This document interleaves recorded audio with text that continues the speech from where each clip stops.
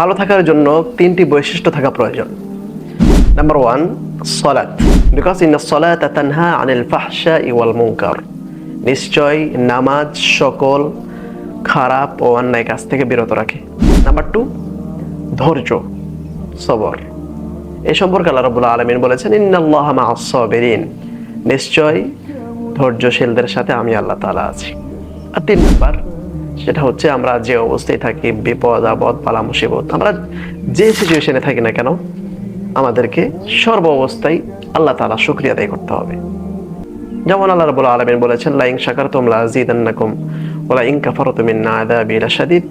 বান্দা, তোমরা আমার নিয়ামতের শুকরিয়া আদায় করো, আমি আল্লাহ তাআলা তোমাদের নিয়ামতকে বাড়ায় দেব। আর তোমরা যদি আমার নিয়ামতের অস্বীকার করো, তাহলে আমি আল্লাহ তাআলা তোমাদের নিয়ামতকে ছিনিয়ে নেব।